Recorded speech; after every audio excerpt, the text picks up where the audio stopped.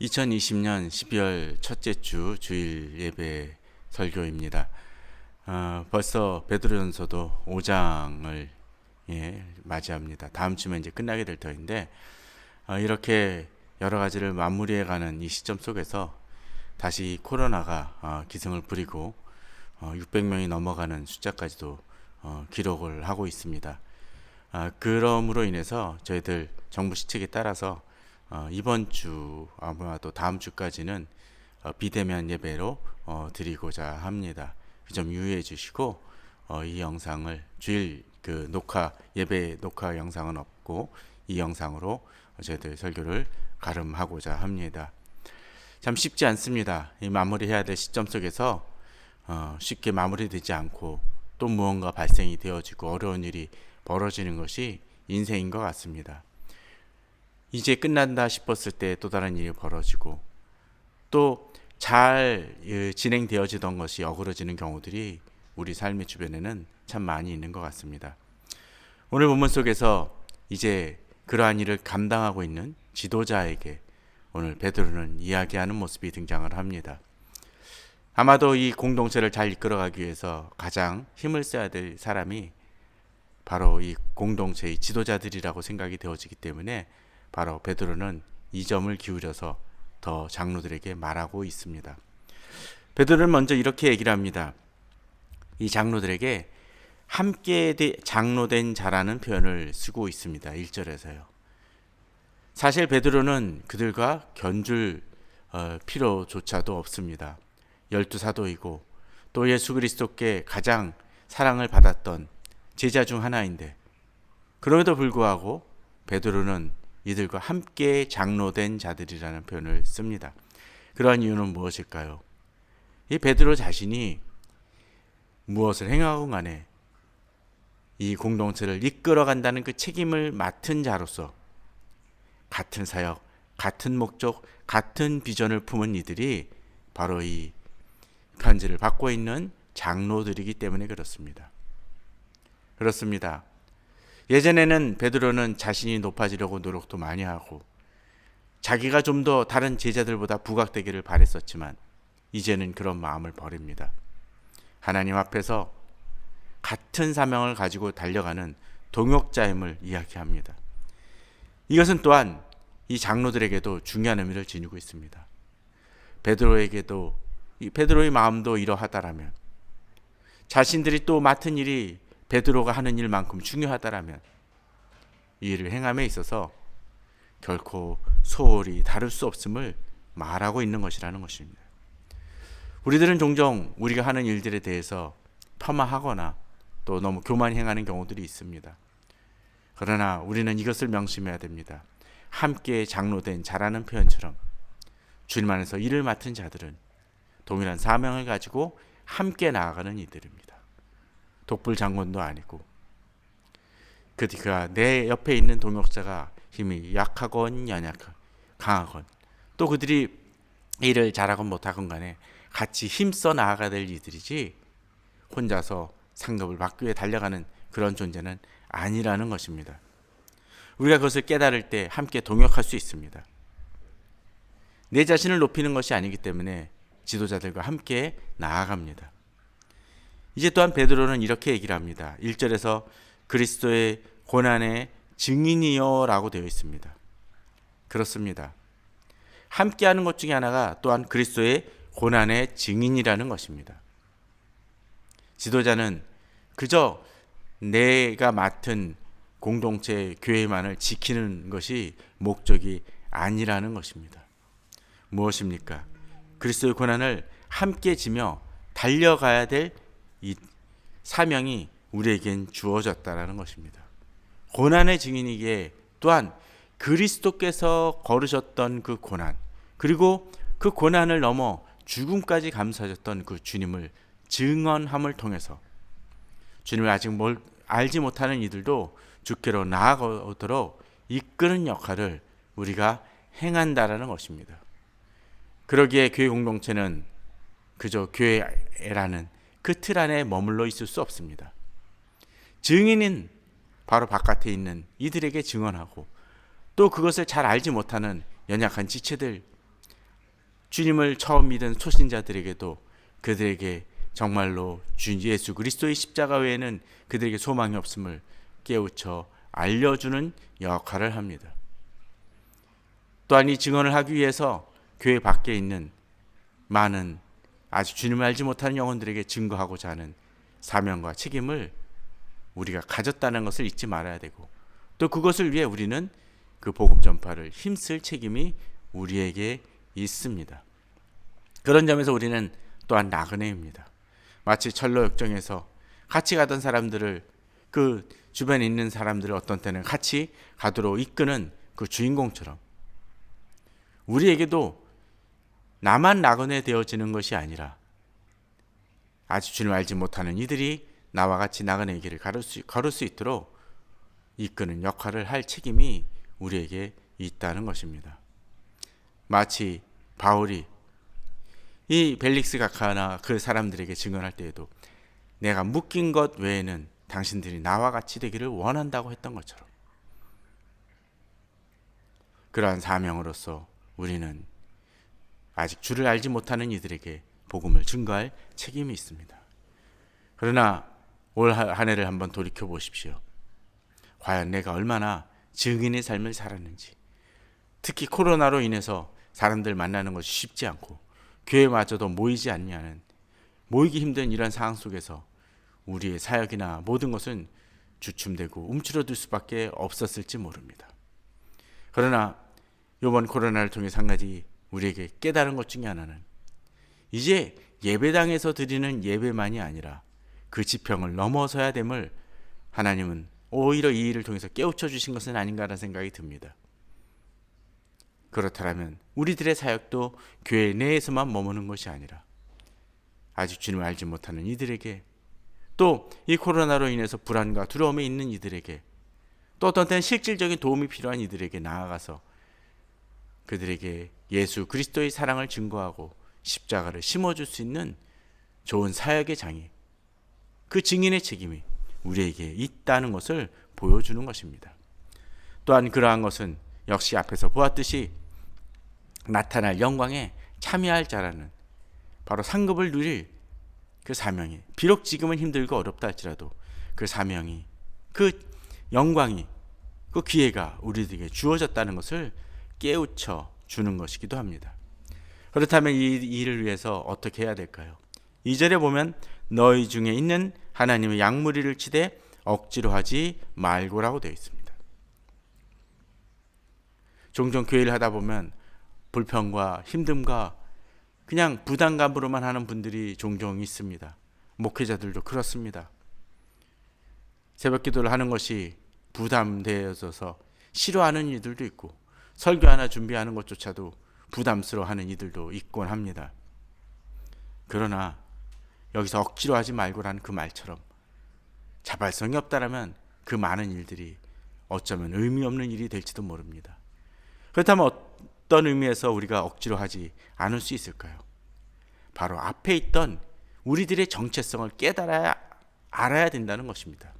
함께 된 장로라는 것을 알아야 됩니다. 그리스도의 고난의 증인이라는 것을 우리는 알아야 됩니다. 또 나타날 영광에 참여할 자라는 것을 깨달을 때 우리는 지금 내게 주어진 일이 얼마나 귀한지를 알게 되고, 또 그것을 통해서 우리는 억지로 하는 것이 아니라 기쁨으로 할 수 있는 힘이 우리들에게 주어집니다. 또한 이 일을 함에 있어서 내 뜻이 아닙니다. 2절에 보면 하나님의 뜻을 따라 자원함으로 하며라고 되어 있습니다. 하나님의 뜻을 따르는 것입니다.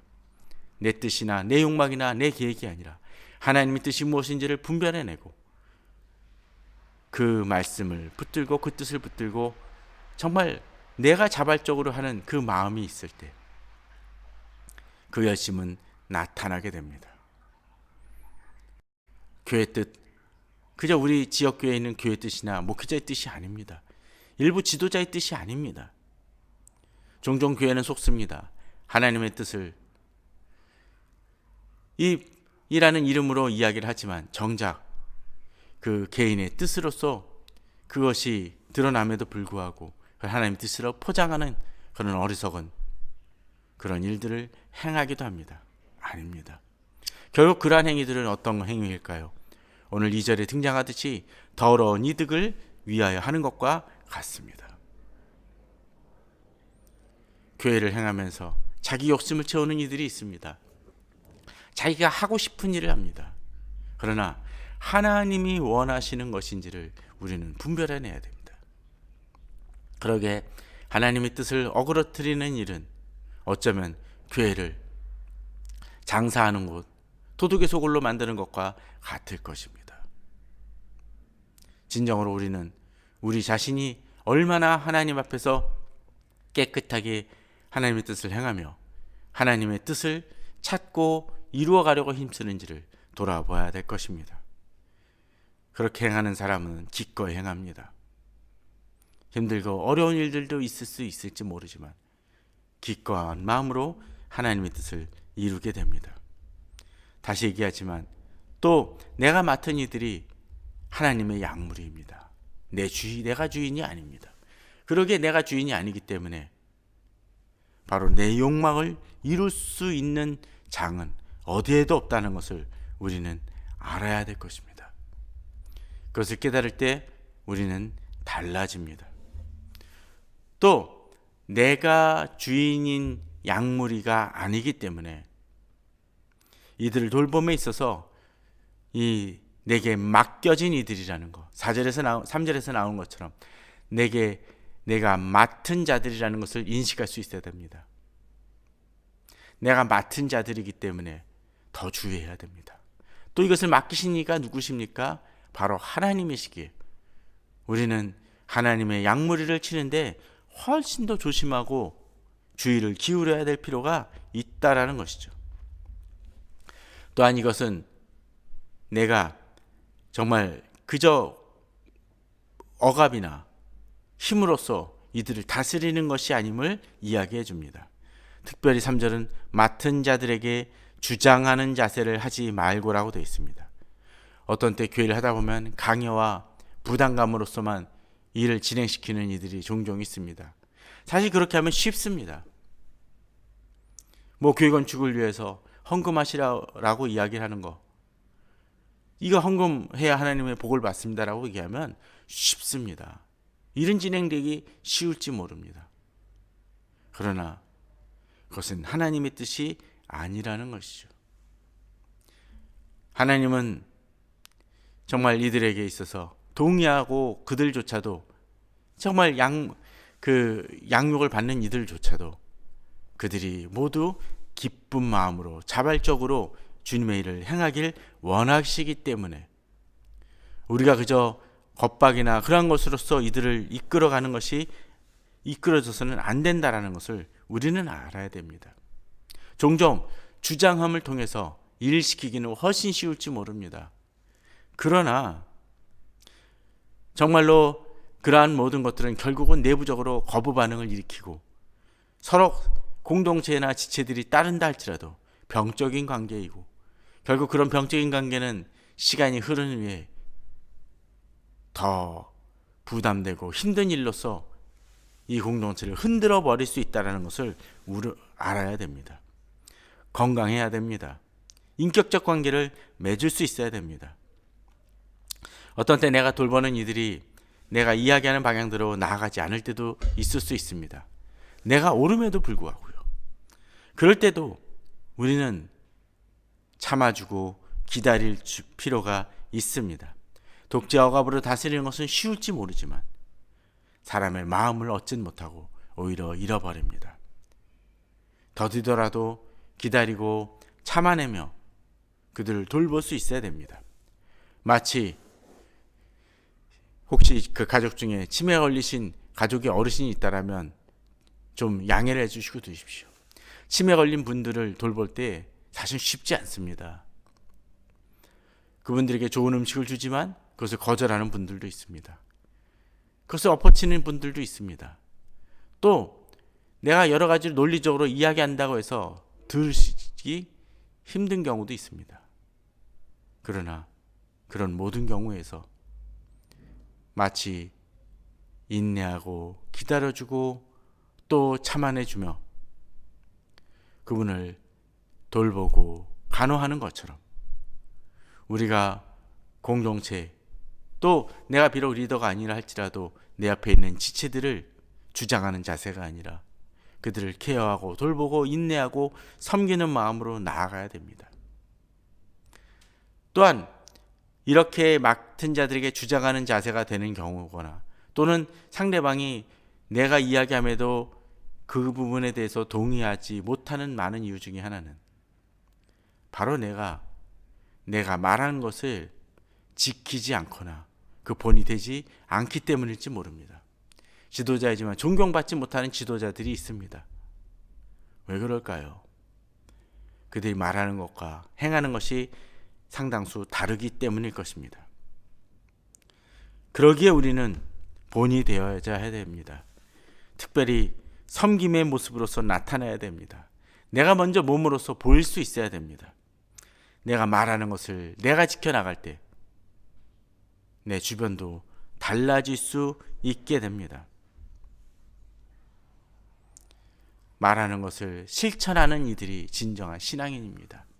제가 얼마 전에 읽었던 책 중에 하나가 그 한길사라는 곳에서 그 한길사 대표 되시는 분이 낸 책입니다. 그의 봄날이라는 책입니다.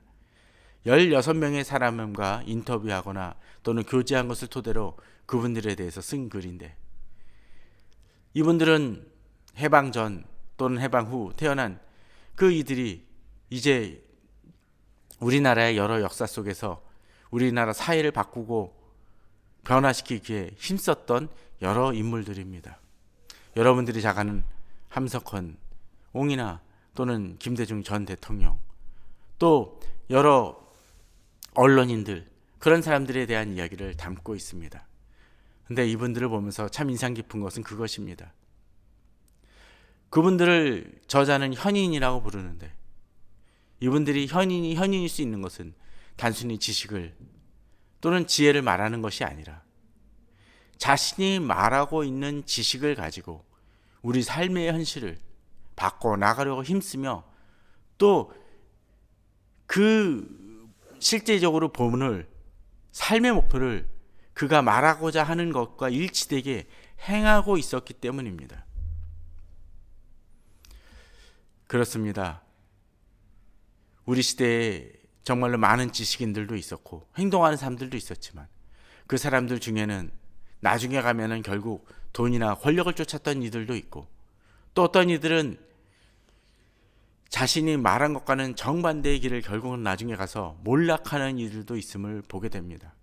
그러나 여기서 언급하는 16분의 그 현인들은 자기가 평생 주장했던 그 삶대로, 주장했던 말대로 한 걸음 한 걸음 행하고 나가면서 이 사회를 변화시키려고 힘썼던 것입니다.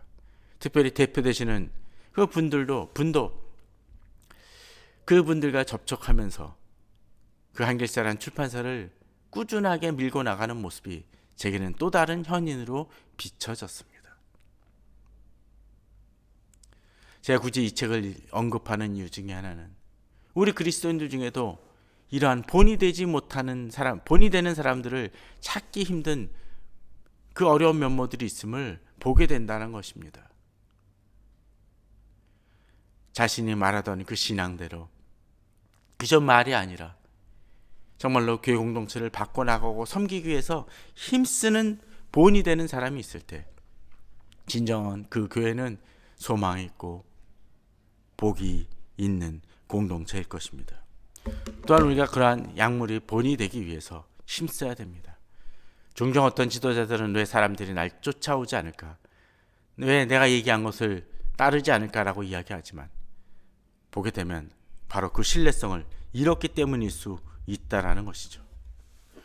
그렇게 우리가 힘써 노력할 때 비록 여러 사람들은 내게 그러한 도움을 주지도 않고 또 그렇게 내가 힘써 노력했음에도 불구하고 응답하거나 나를 인정해 주지 않을지 모르지만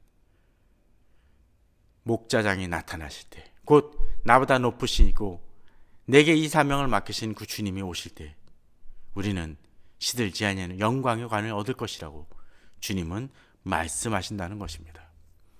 우리는 이 세상에서 그 대가를 바라는 것이 아니라 하나님 나라에서 하나님께서 우리에게 이 상급을 주실 것을 믿고 믿음으로 나아가는 존재다라는 것을 잊지 말아야 됩니다. 또한 우리는 그러한 지도자가 있을 때 그러한 지도자를 귀히 여길 줄 알아야 됩니다.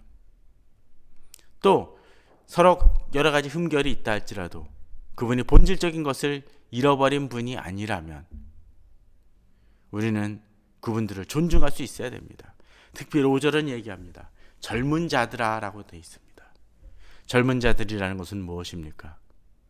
요새는 시대가 바뀌어서 능력 있는 사람이 더 지도자가 되는 시대일진 모르지만 그럼에도 불구하고 진정한 어떤 때는 나이 드신 분들, 특별히 영적으로 성숙되어지신 그 스승 같고 멘토 같은 분들을 귀히 여겨야 됨을 본문은 보여줍니다. 그분들이 내가 비판하는 그 지도자가 비록 여러 가지 흠결이 있다 할지라도 최소한 나의 모습과 견주어 봤을 때 내 자신은 정말로 별것 아니고 본이 되는 모습이 전혀 없었다는 것을 깨달을 때가 있습니다. 그럴 때 어떻게 해야 됩니까? 젊은 자들아 이와 같이 장로들에게 순종하고라는 그 말처럼 그러한 지도자를 귀히 여기고 그분들에게 순종할 수 있는 마음이 우리들에게 있어야 될 것입니다. 그런데 우리가 순종하지 못하는 이유가 무엇입니까? 오늘 본문은 다 서로 겸손으로 허리를 동이라고 되어 있습니다. 허리를 동이는 것은 섬기고자 하는 마음입니다. 우리에게 그런 태도가 필요합니다. 내가 잘났다고 생각되니까, 내가 뭔가를 잘한다고 생각을 하니까 겸손하지 못합니다. 그러나 내가 배우려고 하고 또 내가 모자라다는 것을 느낄 때 우리는 겸손할 수 있습니다. 오히려 하나님은 또한 얘기하십니다. 하나님은 교만한 자를 대적하시되 겸손한 자들에겐 은혜를 주시느냐고 되어 있습니다. 우리는 우시아 왕의 이야기를 지난주 매일 성경에서 퀴트를 했었습니다. 우시아 왕은 어떠했습니까? 앞부분을 보면 참 잘했습니다. 그런데 그는 자기가 강성하여지니까 교만해져서 결국은 여호와의 전에 자기 자신이 직접 제물을 드리려는 어리석은 행동을 합니다. 그때 어떤 일이 벌어집니까? 제사장이 나서서 그것을 막습니다. 그러니까 어떤 일이 벌어집니까? 우시아 왕에게 나병이 일어나는 끔찍한 사고가 벌어집니다. 그는 많은 일을 행했지만 결국 왕의 묘실에 들어가지 못하고 그 주변에 묻히는 그런 비참하고 부끄러운 삶의 매듭을 가지게 됩니다. 이유가 무엇입니까? 교만했기 때문입니다. 자신이 무언가를 할 수 있고 자신이 잘나서 이것을 이루었다고 생각을 하니까 결국은 하나님 앞에서 심판을 받고 맙니다. 과거에 아무리 잘했어도 내가 지금의 모습이 그러하다라면 결국은 하나님의 상급은 우리에게 없을 수 있다는 것을 우리는 깨달아야 됩니다. 그러므로 하나님의 능하신 손 안에서 겸손해야 됩니다. 나는 약하지만 하나님은 능하시기 때문에 나를 통해서 이루실 수 있습니다. 또 내가 비록 낮아져도 사람이 나를 높이지 않아도 하나님이 나를 높이신다는 것을 기억하고 우리는 공동체를 잘 이끌어가고 또 좋은 지도자를 섬기며 그럼을 통해서 그러한 섬기고 또 본이 되는 이들이 함께됨을 통해서 교회 공동체를 아름답게 이끌어가고 나그네 된 교회를 주님의 고난의 증인으로서의 역할을 잘하며 주의 일을 이룰 수 있을 것입니다. 그러한 마음으로 주께 나아가는 저와 우리 성도님들 되기를 주님의 이름으로 축원합니다. 감사합니다.